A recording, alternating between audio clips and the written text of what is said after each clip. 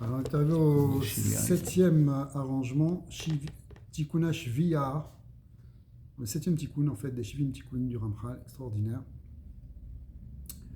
On attaque. Pour le Chol Hayad HaChazaka, vous savez que ça commence toujours par le Chol Hayad HaChazaka, qui est le dernier pasuk de la Torah. Ici, le Chol Hayad HaChazaka représente Bemid Bara, ça représente le désert. Et la suite du verset, le Chol Amora Agadol, ça représente Bezimna Dirtiv Ayom Azeh Achael Tet Pardecha Ve Ira Techa. Quand Moshe Rabbeinu, au début de Sefer Dvarim, il parle au Béné Israël, il dit aujourd'hui, je répands ton pachat, ta frayeur, Ve'ira Techa, et ta crainte sur tous les peuples qui sont sous les cieux. Il dit ça au nom d'Hachem, évidemment. Ouais. Donc en réalité, ici, il y a le roi de Hazaka, c'est tous les miracles qu'on a vus dans le désert. Et Mora Agadol, ça représente le grand dévoilement d'Hachem qui amène un pachat parmi les nations. Tant que la shrina n'est pas totalement arrangée, Yad HaChazaka itzrichat lemikam lekabal lekabel kama inun misaviv. Alors, le Yad, parce que la Yad HaChazaka n'est pas tout à fait arrangée, la shrina n'est pas tout à fait arrangée, elle est encore en galoute. Alors pour la sortie du galoute, il faut qu'il y ait la main puissante, c'est-à-dire la Gvura d'Hachem qui s'exprime pour la soutenir. Et comment elle la soutient? En réalité, pour contrer les forces d'impureté, les forces du mal. Aval kevan deitaknat, mais dès qu'elle est arrangée, dès qu'il y a eu le tikkun hashrina, miyad mora gadol ishtakar. Alors apparaît la grande frayeur. Verazada gilou shrina, c'est le dévoilement de la shrina. Qu'est-ce qui fait que les nations vont trembler? Qu'elles tremblent déjà, c'est parce que la shrina est en train de se dévoiler. Des shrinta adelo kaimat betikuna. Tant que la shrina n'est pas encore arrangée dans tous ces tikkunim, itamat tamrat delo itraza. Elle se cache pour ne pas être vue. C'est-à-dire qu'on ne voit pas vraiment la présence divine dans ce monde. Mais quand elle se dévoile, les gens, consciemment ou inconsciemment, ils sont saisis de terreur. Ou bien, pourquoi ils sont saisis de terreur? Parce que c'est un dévoilement du divin. Le dévoilement du divin, on sent la puissance divine. On va voir que ce tikkun, il est très d'actualité. On va faire des comparaisons dans la suite avec ce qu'on est en train de vivre. Ubenkar, mitakna kedekayot. Alors c'est vrai qu'elle reste cachée pendant la galoute, la shrina on la voit pas, mais en fait elle subit des tikkunim parce qu'il y a des tfilotes qui sont faites, parce qu'il y a des prières, il y a des études, il y a des yehudim, des mitzvot qui sont metaken la shrina, même si pour l'instant on la voit pas se révéler. Kivan de ishtaimlan de takna, dès qu'elle a fini d'être arrangée, idgaliat betukfa, elle se dévoile dans sa puissance. Ou triludila nafil al kuleu klipin, et sa terreur s'abat sur toutes les clipotes, toutes les forces du mal, toutes les écorces. En d'autres termes, ce qu'on a vu, c'est qu'il y a un tikkun hashrina qui se fait discrètement. Dans la galoute, on a l'impression qu'Israël est écrasé, que ouais, la hashrina, ouais, la présence de Dieu, elle est en galoute avec eux. Mais en réalité, toutes les mitzvot qu'on fait, tous les tikkunim qu'on fait, ça arrange la hashrina. Et au bout d'un moment, quand elle a fini d'être arrangée, on enlève le voile, et hop, la présence divine se révèle.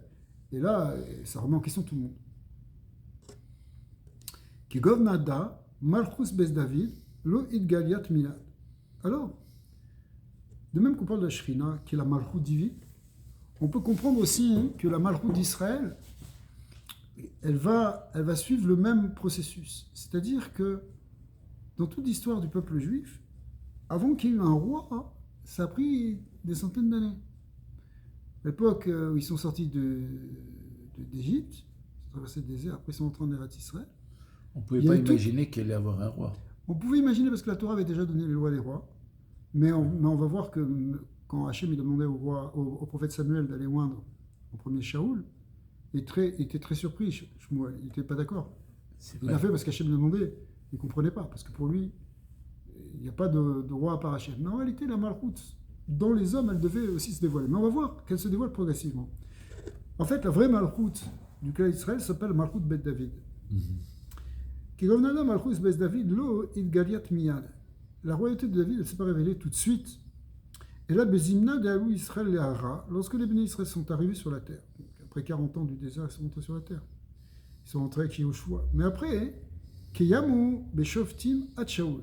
D'abord les juges. Il y a une période de près de 400 ans, près de 400 ans, où il n'y avait pas de roi, où tout était dominé par des juges. Il y avait des tribus qui étaient séparées les unes des autres, et il n'y a pas encore de royauté. Okay. Verazada est le secret de ça. Pourquoi ça a pris du temps? Eh bien, c'est ce qu'on a vu avec la Shrina.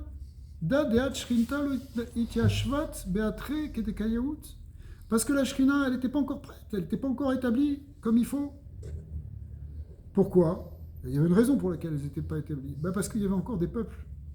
C'est exactement ce qu'on vit aujourd'hui. On vit dans l'époque des Shoftim aujourd'hui en Israël. C'est les juges de la Cour suprême qui dirigent tout. En ce moment, exactement. C'est tellement Et on attend une royauté, on attend quelque chose qui soit beaucoup plus équilibré. Même si le mot roi fait peur. En réalité, on a besoin de quelque chose qui soit un leader. Un vrai leader qui nous dirige dans le bon sens. Et là, la raison, elle est là. Pourquoi c'est comme ça? Parce que la Shrina n'est pas encore établie. Pourquoi elle n'est pas encore établie? Et là, Inun Amamin de Isheru Israël Be'ara. La raison, c'est parce que il y a des peuples qui étaient laissés par les bénis Israël sur cette terre. C'est ça. Il y a encore d'autres peuples que... Voilà. Alors voilà, j'ai dit Yehuda et Shomron, et ceux qui sont au nord, et ceux qui sont à Haza, et ils empêchent la royauté divine, la royauté de David de se révéler. Exactement comme à l'époque. Gamou, Delo de Ishashva, Taman Shrinta, Kedekarazé. Parce que la Shrina ne peut pas s'établir, parce qu'il y a encore des nations idolâtres, des nations qui sont là, qui prônent le meurtre, qui prônent le viol, qui prônent le vol. Alors, comment tu veux établir la Shrina? Beginkar be'inun shoftin kilmu Israël. Alors, de cela, il ne peut pas y avoir de royauté, et donc, la seule chose qu'on peut essayer de faire, c'est des shoftim. Raza Demila, pourquoi les shoftim? C'est quoi les shoftim? Les shoftim, les juges, qu'est-ce que ça veut dire? Raza Demila, Shafat Misitra de Tzadik. Alpi, Shofet Misitra de Tzadik, pardon. Alpi Kabbalah, le Shofet, il correspond à Sfirat Yesod, qui est Bechinat Tzadik. Ve de Ishtalem Begin Shrinta, Delu Yachlat Leidgala. Or, la Sfirat de Yesod, elle est là pour soutenir et pour compléter la Shrina qui ne peut pas encore se révéler. Ad Deate Shaul, donc ça veut dire quoi? Ça veut dire, il y a. Et ça encore, je fais une comparaison avec ce qui se passe aujourd'hui, mais elle n'est pas vraie la comparaison complète. Parce que les shoftim de l'époque, c'était les tzadikim. Les shoftim qui dirigent aujourd'hui Israël, ce n'est pas les tzadikim. Il y a les shoftim au Badatz, mais pas au Bagatz. Voilà. Alors, mais Bezat Hashem, les choses vont changer. Adiate Shaul, jusqu'à ce que vienne Shaul, Keden, Sharel, Linetla, Malchuta. Et là, Shaul, ça a été le début de la Malchut. Il a commencé à prendre la royauté. Il était tzaddik. Bien sûr, il était tzaddik. Mais il est devenu roi. Mais on va voir que ce n'était pas un roi complètement... Toute la royauté n'est pas encore là. Mais Shaul, dat tzaddik. Shaul était tzaddik. Ou Shrinta et Trabrat Begilouya Yatir.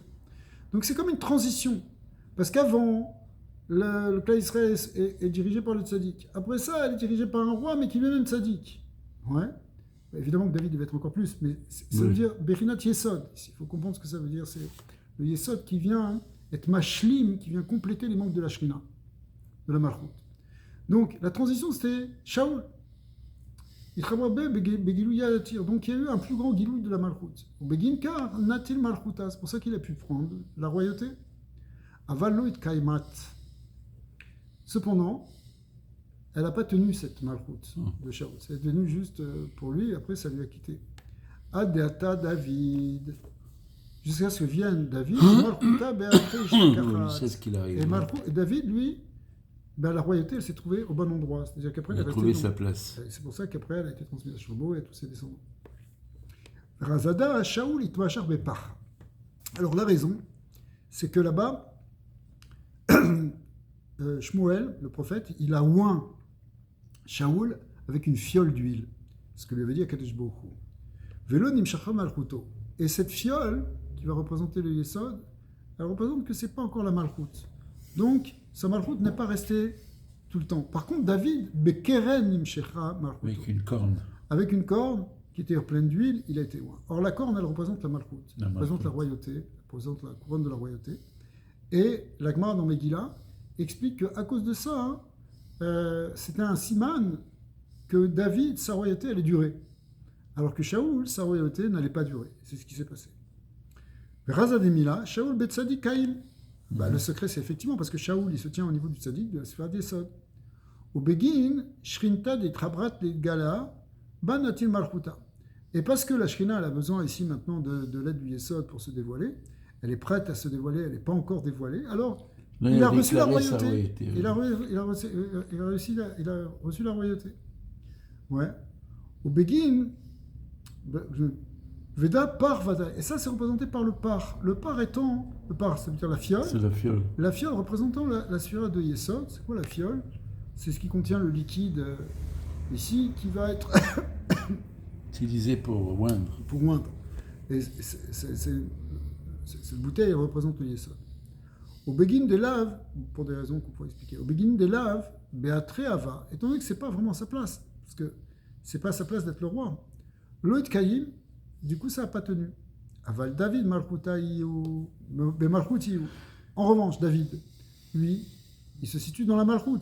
Il est Bechinat Malchout, Sfirat Malchout. Vekat Sadik Itrabrat Be, Natil Malchouta Kedekayaut. Alors quand le juste, c'est-à-dire le Tzadik, le Yesod, il s'est attaché à lui maintenant, il reçoit la royauté vraiment, Kedekayaut comme il faut, Ve Da Keren. C'est ça la corne. Parce que la corne est un symbole de la Sfirat Malchout. Mais Ginka, Nimshecha Malchout. C'est pour ça que sa royauté a perduré. Keden, Kaemet Shrinta Beatre Kedekayaut. À ce moment-là, Shrina, elle a pu trouver sa place de manière stable et pour la durée. La Shrina était dans la maison de David et après elle a été même aussi dans la maison qui a été construite par le fils de David, c'est-à-dire par Shlomo, c'est-à-dire Beth Amikdash. Où là, jusque-là, si vous voulez, pendant la période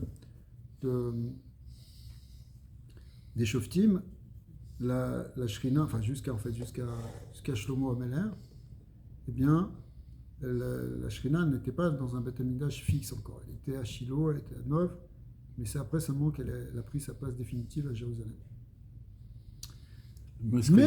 Oui. Ce que je vois arriver là maintenant, c'est le schisme qui va exister en Israël et qui est, en fait, ici, actuellement vécu. Ce qui a été voilà. Alors, ce qui permet donc l'établissement de la royauté, c'est qu'on passe dans la Sfirat Malchut, mais la Malchut qui a reçu de Yesod dans un premier temps. Mais si on sépare le Yesod de la Malchut, on obtient tous les problèmes. Adeata Yaravam et Yaravam, c'est-à-dire Jéroboam, et Keden Itparshu Tzadik Mitzedek. Qu'est-ce qu'il a fait? Il a séparé le Tzadik de Tzedek, c'est-à-dire Yesod de Malchut. Lui-même, il a monté un deuxième état, qui était l'état d'Israël, et il a laissé la royauté de David, donc il y a eu deux royaumes, le royaume d'Israël au nord et le royaume de Judée au sud. Il a fait ce que tu appelais le schisme, c'est-à-dire la scission entre deux branches du peuple d'Israël, ceux qui étaient attachés du côté masculin, du côté du Yesod, et ceux qui étaient du côté féminin, du côté de Malchut. Veda Yerovam, Mishifta de Yosef. Lui, effectivement, Yerovam, il était de la tribu de Joseph. Ouais. D'accord, il descendait d'Ephraïm. Des tzaddik, Vadaï. C'était un tzaddik, donc Vadaï. Et il était du côté du tzaddik. Donc, puisqu'il descend de Yosef, Yosef c'est Yosef HaTzadik, donc son descendant aussi, il était aussi du côté de Yesod, comme Yosef. Lui, c'est Jéroboam ben Nevat, non? Oui, Jéroboam ben Nevat. Oui. Yaravam, eh bien, il était, lui, un descendant de Yosef. Oui. Donc, il venait de la Sphira de Yesod. Oui. Puisque Yosef, donc, il était Maasef. Alors, Rechavam, par contre, Roboam, qui était le fils de Shlomo, donc le petit-fils de David, lui, qu'on appelle Rechavam dans le Nar, lui venait Misera de David, le petit-fils. Donc, il était de la Sphira de Malchut. Et donc, quand il y a une séparation entre Jéroboam et Roboam, il y a une séparation entre Yesod et Malchut dans les Sphirot. Et c'est ça tout le problème du schisme. Et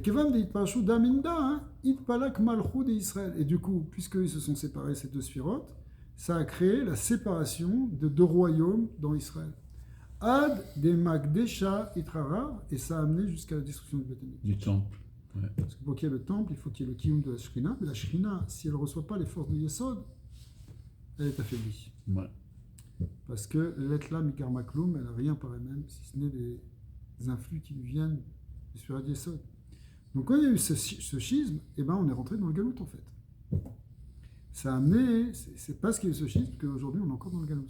Donc effectivement, ce qui va régler le problème de ce galout, c'est qu'on va rétablir l'unité entre Yesod et Malchut, entre Yosef et David, et Yehuda, entre Yosef et David. D'accord ? C'est ce que le prophète Ézéchiel a décrit dans la Haftara qu'on lit à Parashat Vaïgash, où il dit, il y a une vision avec laquelle je vous ai montré deux bâtons, un bâton sur lequel c'était marqué Israël, sur lequel c'était marqué Yehuda. C'est dans cette Haftara qu'on voit le bâton qui unit les deux. Voilà, Vayu le Chadim Beyadecha, il a dit, tu vas prendre ces deux bâtons, tu vas les réunir dans ta main, qui représentent la Géoula, dans laquelle, en tout cas une étape de la Géoula, dans laquelle il y a une réunion du peuple d'Israël. Ouais. Alors aujourd'hui, on a un problème, c'est que le peuple d'Israël, il est encore dans la séparation, mais il arrive quand même à fonctionner ensemble. Il n'y a pas deux royaumes, mais il y a quand même deux tendances, entre la gauche et la droite, entre Tel Aviv et Jérusalem. Ouais. Et donc, toutes les épreuves qu'on a, elles sont là justement pour unifier. Alors c'est pour ça qu'il y a des grandes résistances aujourd'hui, de gens qui essayent au contraire, en particulier les gens de gauche extrême, qui essayent de casser justement l'unité du peuple d'Israël, de faire tomber le gouvernement, de faire tomber l'unité. Mais c'est parce que ce sont des forces qui résistent au processus de Géoula, parce que l'union du peuple d'Israël va amener l'union dans laquelle on va retrouver une seule royauté, un seul gouvernement.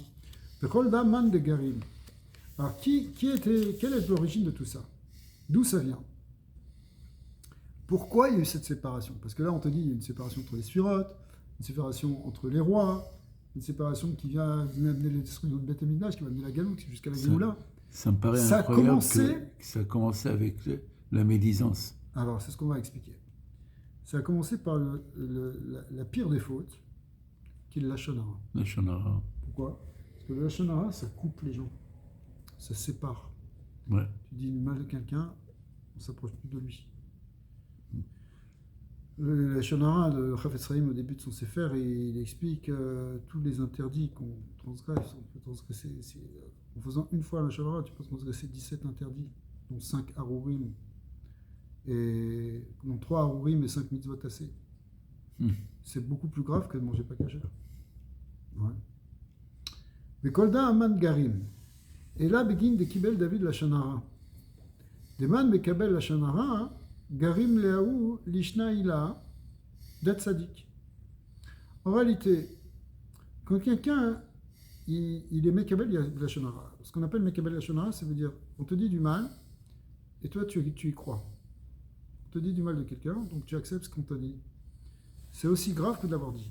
Bien sûr. David Ameller, on est venu lui raconter des choses fausses sur Mephibosheth, qui était le fils de Shaoul. Et on lui a dit qu'il l'avait trahi et qu'il avait volé et qu'il voulait prendre le pouvoir à sa place, ce qui était faux.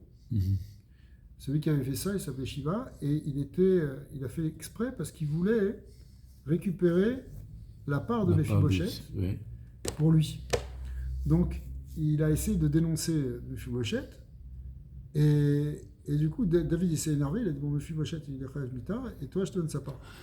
Mais c'était une erreur de la part de David, parce qu'il a été Mekabel Lachon Hara, et on n'a pas le droit de recevoir le Lachon Hara. Or le Lachon Hara, comme on a dit, il touche quelque chose de très très puissant dans l'union du peuple d'Israël, dans le principe de l'unité.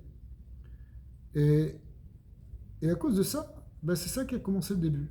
C'est-à-dire la cause première, c'est le problème de Lachon Hara. Garim Laou Lishna Ila Dat Sadik Teit Parsha Mi Bet Zugeh.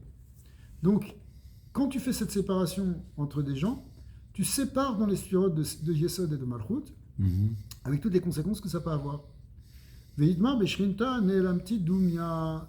Alors sur la Shrina, à ce moment-là, il est dit, je me suis renfermé dans le silence, dans un mutisme. Ouais.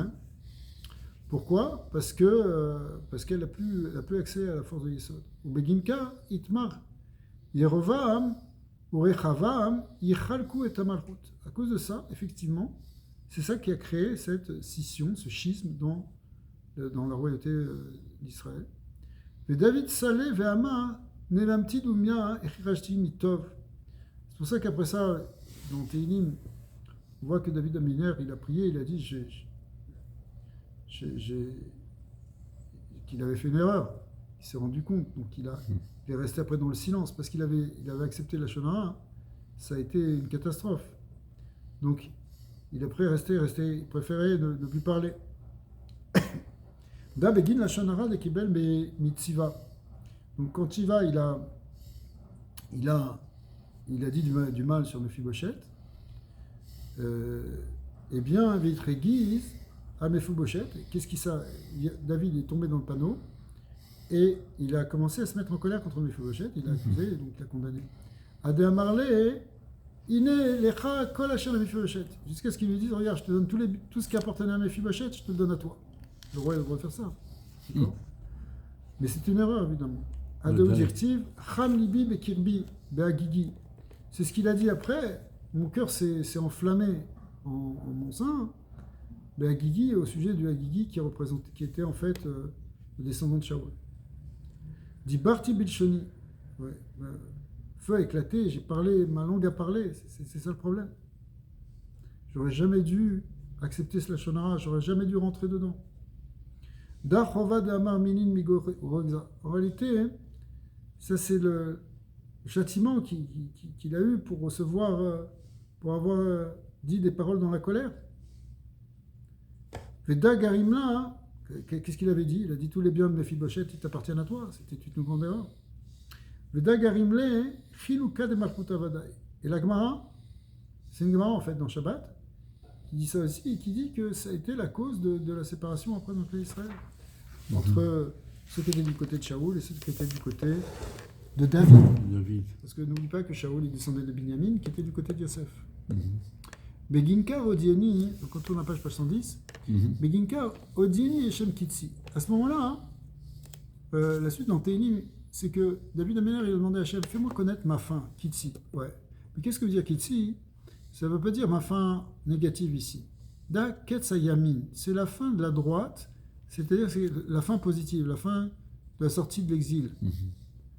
Debe Vayu le Achadim Beyadecha, dans lequel il a demandé en fait quand est-ce que ça va venir cette fin, quand est-ce qu'on va réunir ces deux branches du peuple d'Israël. C'est selon effectivement la vision qu'on avait eue Ézéchiel. D'accord? Et les Chadim Beyadecha, Vayu les Chadim Beyadecha, ça veut dire qu'ils vont être réunis dans ta main, ces deux bâtons, ce qui sont les deux courants du peuple d'Israël. Mais Mashiach ben Yosef ou Mashiach ben David. Eh bien, quand est-ce que ça va être réuni? Eh bien, c'est quand on va y avoir la réunion des deux Messies, Mashiach ben Yosef et Mashiach ben David. Les Trabra, pour les unir, Maïd Parsha Bekadmina, pour réunir ce qui avait été séparé au départ, Yeravam et Rechavam, entre Jéroboam et Roboam. Beginka, Odieni Hashem Kitsi, c'est pour ça qu'il a dit Odieni Hashem Kitsi, c'est dis-moi quand est-ce qu'on va sortir tout ça? Quand est-ce qu'on va réunir afin tout ce qui a été séparé à cause de moi? Veda Machadel Ani Libar Mimalchuta. Et fais-moi savoir en fait quoi que c'est moi, parce que c'est à cause de moi que la Malchut a été séparée. Ishtakar de Kulo Bezimna Istarir les Meave Vadaï. Donc David Améler, il a compris que ça devait se passer comme ça, que maintenant il fallait aller vers la réunion. Au Shrinta, Adelo Itaknat Loïd Galiat. La Shrina, tant qu'elle n'est pas. On revient à notre sujet. La Shrina, tant qu'elle n'est pas arrangée, elle ne se révèle pas. Beginka, des Kol Yamin de Avou Israël Bemidbara. Donc, du coup, pendant tout le temps où les Béné Israël étaient dans le désert, combien de temps ils sont restés? 40 ans. 40 ans. Ok. Ils s'arrêtaient les Moshe, les Takfa, Sagé, les Kabel, Kouleu, Massari. Donc, Moshe Rabbeinu, il fallait qu'il fasse preuve de grande force pour lutter contre toutes les forces du mal qu'on peut trouver dans le désert. Et effectivement, ils ont été attaqués par plusieurs choses. D'accord? Par les serpents, ils ont été attaqués après par tous les peuples qui étaient aux alentours. Il y a des problèmes avec Bashan, avec Moab, avec Édom, avec Balak, avec Bilam, avec Korah, toutes les forces du mal qui se sont attaquées contre eux. Et à chaque fois, Moshe Rabbeinu, il fallait qu'il réagisse. Ouais. Pourquoi? Parce que c'est ça, ce qu'on a vu, c'est le tzaddik qui vient et qui soutient la Shrina pour la protéger, quand elle n'est pas encore arrangée. C'est quelque chose que peut-être des gens ont du mal à comprendre. Comment la Shrina, qui est la présence de Dieu, elle a besoin qu'on l'aide. Elle a besoin du tzaddik qui l'aide. Mais c'est ça justement le peuple d'Israël. C'est qu'on n'agit pas pour nous, on agit pour la présence de Dieu, qui est vu comme quelque chose de féminin, donc qui a besoin de soutien. Tu parles du côté féminin d'Hachem? Oui, c'est ça, la Shrina. La Shrina, c'est la Malchut, c'est le côté féminin. C'est une sphère féminine. Elle a besoin de l'aide de son partenaire. Elle a besoin de l'aide du Yesod, qui est ici le Tzaddik. Okay. Donc Moshe Rabbeinu. Ouais. Mais ça, c'est tant qu'elle n'est pas arrangée. Après, quand elle est arrangée, elle n'a pas besoin de toi. Entre guillemets, on va voir. C'est ça le Yod HaChazaka, c'est ce qu'on avait dit au début. Le pasuk au Yod HaChazaka, il fait référence au Tikkun HaShrina, qui est là pendant le Midbar, c'est-à-dire pendant le Galut. Kevon dit Taknat Shrinta avec Galiat, mais dans la deuxième période, lorsque la Shrina est finalement arrangée et qu'elle se révèle, Miyad Ayom Azeh Achel Tet Pardecha, alors c'est la suite du pasuk que Moshe Rabbeinu, il a dit, eh bien, je suis en train de mettre, je commence à mettre la frayeur sur ceux qui ne te connaissent pas, sur les nations qui s'opposent à toi, etc. Donc c'est le moment du Gilou Shrina, ce qu'on appelle le Chol HaMorah Gadol. Et Mata et Taknat, et la Bezimna d'active, Ale Be'er Anula, Vea Okmoa. Alors, à quel moment elle est réparée? Comment on sait qu'elle est réparée? Eh bien, elle est réparée au moment où, juste avant de rentrer, qu'est-ce qu'il a fait? Moshe Rabbeinu, il a tapé sur le rocher, il y a l'eau qui est montée. Ale Be'er, elle est là, les Béné Israël ont chanté une shira, dans laquelle ils ont loué l'eau qui est montée, l'eau de la Shrina. Quand la Shrina, elle se révèle, elle sort, elle se répand, alors on sait qu'elle est arrangée. C'est comme une source d'eau qui maintenant jaillit. Donc, pour nous aussi, cette eau, elle représente les eaux de la Torah. Donc, un des simanim du fait que la Shrina est arrangée, c'est quand la Torah, elle jaillit du puits. Et c'est ce qu'on vit actuellement. Aujourd'hui, plus que jamais, depuis 2000 ans, il y a un dévoilement de la Torah extraordinaire qui est en train de se faire. C'est vrai. Des milliers de cours, des centaines d'étudiants, des secrets de Kabbalah, tous les livres de Kabbalah qui sont publiés alors qu'on ne les avait pas avant. Ouais. Ça représente le jaillissement des eaux de la Torah, et c'est un siman que justement, aller Be'er Anula, que le puits remonte, et le fait que le puits jaillit, que la source jaillit, c'est le siman que la Shrina est arrangée. Donc maintenant, on peut rentrer en Eretz Israël symboliquement. D'accord? Mais Ginka, comme à l'époque de Moshe Rabbeinu. Mais Ginka va être Hanan el Hashem. Donc c'est pour ça, après, commence la parashat va être Hanan, où Moshe Rabbeinu a dit, il a prié Hashem, en disant, qu'est-ce qu'il voulait? Il a dit, tu as commencé à montrer, il voulait que ça aille jusqu'au bout, la Géoula, parce que c'était le début. Mais Ginka va être Hanan el Hashem. Bet Haï, il est mort. Bet Haï, alors le passage qui dit en ce moment, c'est quoi ce moment? Bet Haï. Bet Haï, c'est ce moment. D'accord, ben c'est ce moment-là, précisément, justement, à la fin du Tikkun HaShrina. Degvar salkat shrinta aliado veitaknat. Parce que la Shrina, elle est déjà remontée, elle est arrangée. Elle est réparée. Ouais. Hashem Lokim ata achilota. C'est-à-dire, dans Mamar HaGeoula, le Ramchal explique ces deux périodes. La période de ce qu'on appelle la Pekida et la période de la Zechira. La période de la Pekida, c'est justement cette période du Tikkun HaShrina où on est en train de la préparer, et après, quand elle jaillit, on peut passer à la deuxième étape qui est la Zechira, qui est vraiment où la Shrina, et ça, à ce moment-là, est réellement révélée. Donc, Hashem Elokim ata achilota. Donc tu as commencé à montrer ta grandeur, qui est d'Amrinan ayom azeh achel vechule. Ça correspond aussi à ce qui est marqué dans le pasuk.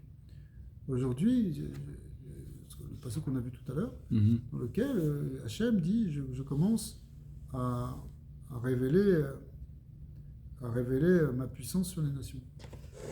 Achel ata achiloti leharot et avdecha commences à montrer à ton serviteur des kuchabrichu odiala orchindile. C'est-à-dire qu'il y a un dévoilement du divin et un dévoilement du chemin d'Hachem. C'est-à-dire qu'il nous montre, on commence à comprendre qu'est-ce qu'il veut dans la création et qu'est-ce qu'il veut de nous. Parce qu'en fait, le galout, c'est que les choses sont cachées, donc les gens ne savent pas. Mais quand Hachem il se révèle, on commence à comprendre. Voilà, qu'est-ce qu'il faut remettre les pendules à l'heure. Il y a un point qui me semble tout le temps primordial pour l'homme, s'il veut comprendre quelque chose, même s'il n'est pas docte en la matière, c'est de réaliser le privilège qu'il a de choisir entre le bien et le mal. C'est la position de l'homme, puisque l'homme a deux pôles. Ouais. Il a son âme animale et son âme spirituelle. Et il est forcé d'utiliser les deux, Ouais. en quelque sorte. Ouais. Alors, justement... Donc c'est pour ça qu'il y a le schisme. C'est qu'il y en a qui se rangent du côté matérialiste, et d'autres qui se rangent du côté spirituel. Ouais, c'est juste. Mais après, il faut réunir, parce que aussi bien le côté matériel que le côté spirituel sont là pour révéler le divin. Parce que le spirituel comme le matériel sont créés par Dieu. Exactement. Hachem, il a créé Shamaim. Oui, parce que l'homme a un corps. Le corps, il est matériel. Effectivement. Ouais. Mais même le spirituel, et le spirituel, c'est créé par Dieu. Ouais. Ça veut dire c'est pas Dieu, c'est créé par Dieu. Non, c'est créé par Dieu. Donc le matériel comme le spirituel, les deux sont au service du dévoilement du divin. D'Hachem, ouais. Mais pour ça, il faut arriver à les réunir déjà. Ouais. Et donc on arrive à un moment, juste avant ça, où il y a la fin du tikkun, la préparation à ça, et après ça peut se révéler. Alors, aval ata chiloti leharot et avdecha de kucha brichu odia la ochindila. Donc en fait, c'est quoi? Il y a eu un dévoilement où Hachem il s'est montré, il a montré ses voies, il a montré la manière dont il dirige le monde. D'accord? Ematai leishtamsha bechesed darga de imina ve'ematai besmana. Donc comment, c'est-à-dire quoi montrer les voies? Ça veut dire montrer comment, dans certains cas il faut utiliser la droite, c'est-à-dire le chesed, dans certains cas il faut utiliser la gauche, la gvura. C'est ça, il y a Tzedaka. Ouais, et le morag d'Echtiv, leharot et avdecha et godlecha daimina ve'et yadecha razaka de asmona. Donc comment Moshe Rabbeinu il a dit, tu as commencé à montrer ta grandeur ça veut dire ton côté chesed, et ton yad achazaka c'est ton côté gvura, et comment des fois il y a la chesed, des fois il y a la gvura. Ou Moshe be'ayad achazaka et takaf sage ve'istea. Moshe Rabbeinu il était surtout du côté de la gvura, yad achazaka, et il a réussi par rapport à ça. Keden ebrana ve'e hashtag tikuna nami sali keden beyadai. Alors c'est pour ça qu'il a demandé au début de Vaïtranan, il a dit fais-moi passer et montre-moi. Et il voulait rentrer. Laisse-moi traverser que je contemple. Exactement. Oui. Directive Atat et Pardecha. Parce qu'il a dit Atat et Pardecha parce que justement, lui, il était du côté de la Gvura, Lévi, et puis on voit que Moshe Rabbeinu, il a été Takif, côté de la Gvura, et du coup, il a demandé laisse-moi, je veux continuer, je veux voir la suite. Mais alors, quand il dit, ici, tu as traduit, aujourd'hui, je répands ta frayeur. C'est ça la Gvura. C'est ça la Gvura. Ouais. Donc ça veut dire que c'est Hachem lui-même qui parle. Oui, bien sûr. Hachem, il a montré les deux. Il a montré les deux, voilà. Il a montré à la fois la grandeur et à la fois la main puissante. Tout est chesed et gvura. Bien sûr. Alors, maintenant, il faut savoir dans quel cas c'est plus chesed, dans quel cas c'est plus gvura, qu'est-ce qu'il faut utiliser dans quoi. Au moment il faut être chesed, au moment il faut être gvura. La gvura, c'est pas forcément quelque chose de négatif. C'est au contraire quelque chose c'est la présence. Bah, par exemple, même par rapport à toi-même. Oui. Il y a des moments où il faut se discipliner, des moments où il faut se forcer. C'est ça. Donc tu fais preuve de gvura. C'est un gvura, oui, exactement. Et Zéou Gibor, Akovesh et Titro. C'est celui qui arrive à se contrôler. Exact. Oui. Tout ce qui est cédère, tout ce qui est discipline. Mais des fois, il faut au contraire un peu plus de chesed. Et vis-à-vis des autres, dans l'éducation. Avec les enfants aussi. Tu dois trouver l'équilibre entre chesed et gvura. Tout à fait. doit être Gvura de temps en temps, Chesed de... Oui, parfois, comme on dit, tu peux faire reculer de la main gauche et tu rapproches de la main droite. Exact. Oui, ça.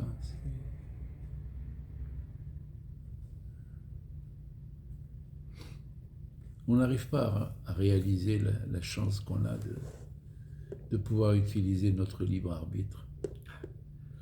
Viens, on va finir le tikkun. Oui. Veitema, Emata et Chazela Razinini. Si tu te demandes sur pourquoi à ce moment-là, c'est quoi le moment, quand est-ce que ça a commencé que Moshe Rabbeinu, Hachem il s'est révélé à lui? Ça n'a pas commencé, ça a pas commencé au moment du puits à la fin, avant d'entrer en Eretz Israël. Ça a commencé dès que Hachem a commencé à lui parler, au moment du buisson avant. Oui. Et là, Séné, ce qu'on appelle le Séné, qui est le buisson. Oui. Arzela, Vadaï. Là, il lui a montré, où Maté. Et comment il lui a montré? En faisant l'expérience du bâton. Oui. Pourquoi? Parce que c'est marqué sur le Maté, il a jeté son bâton à terre, Veil et Nachash, il est devenu un serpent. Dea Maté, Da, Itaper, Mitov, les rats, ou Mira, les tov. Ce Maté, il peut passer du bien au mal, du mal au bien, du Chesed à la Gvura, de la Gvura au Chesed. Vet Maté et Elohim, les Smola. Il y a ce qu'on appelle le Maté Elohim dans les versets. Oui. Et des fois, c'est marqué aussi Maté Moshe. Alors, Maté Elohim représente le côté gauche. Et le Maté Moshe, le bâton de Moshe, représente le côté droit. Avalacha Olifla Raza. Mais maintenant, il lui a appris un secret. Au moment du buisson, qu'est-ce qu'il lui a appris comme secret? Il lui a dit Shlach Yadecha Vechos Bezanvo. Il faut le saisir par la queue. Beznavo, pardon. Le serpent était là, il a dit jette ta main, envoie ta main, et saisis-le par la queue. Le mot envoie ta main, il est intéressant. Pourquoi? Dea bezimna de nachash daïtar. Parce que lorsque le nachash se réveille, le nachash, donc c'est la force du mal, il s'appelle miyad et mikam les kabla ou la achda bezamna dile. Alors, il faut lutter contre ça, il ne faut pas laisser le mal se développer, il faut l'attraper par la queue. Oui. Et des baies marchés, parce que c'est comme ça qu'on va le frapper. Les tov sabah de l'eau terchevalma, avant il faut le saisir avant qu'il détruise le monde. Si tu veux le Yetzirah, il faut le prendre quand il est encore petit, par son côté, par le petit bout, par le côté inférieur, qui est la queue du serpent. C'est le début. En fait, le serpent, il vient du haut vers le bas, donc il a la tête en bas et la queue en haut, donc le haut du serpent, c'est la tête, c'est la queue. C'est la queue. Donc si tu l'attrapes à sa racine, par exemple, tu as un Yetzirah qui commence, attrape-le maintenant. Oui. Si tu le laisses se développer, ok, le gars, il commence à avoir envie de fumer. Attrape maintenant avant de commencer à devenir toxicomane. Ouais. Tu comprends? Parce qu'après, quand tu es tombé dedans, quand ça s'est complètement développé, c'est beaucoup plus difficile de lutter. Mais quand c'est au tout début, tu le saisis au tout début. Donc c'est ça qui lui a donné comme allusion. Exactement. Et Tafsabé de l'autre Alma, de Ginkar Verchos Biznavo. Ses yeux par la queue, Kigon Arzula Lanu Shoalim. Comme c'est marqué aussi dans un autre verset de Shirachaim, ça veut dire attrapez-nous les renards. Saisissez les renards. C'est le renard, c'est Yitzhara qui commence, attrape-le. De l'Oïtra Alma, parce que si tu l'attrapes pas, il va détruire le monde si tu les arrêtes pas. Le Hamas, on aurait dû les arrêter il y a 30 ans, il y a 20 ans, quand ils commençaient. Il fallait les arrêter tout de suite. On n'a pas pris par la queue. Et maintenant, on est obligé de les prendre par la tête. Et faire tomber leur tête. Avant, ils n'avaient pas de tête. Au sens, ils n'étaient pas organisés, ils n'étaient pas encore structurés. Il fallait les arrêter tout de suite. Même chose ici, avec l'Iran. Si on les arrête pas maintenant, on ne pourra pas les arrêter, ils vont détruire le monde, ces gens-là. Ça, c'est le moment limite, parce qu'ils se sont déjà beaucoup développés. Bema, il se pose bas.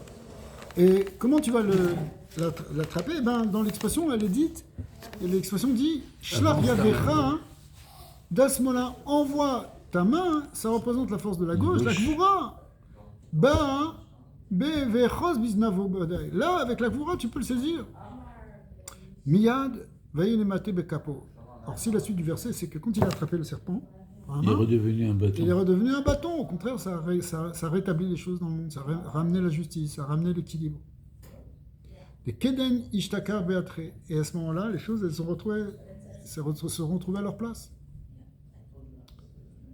Et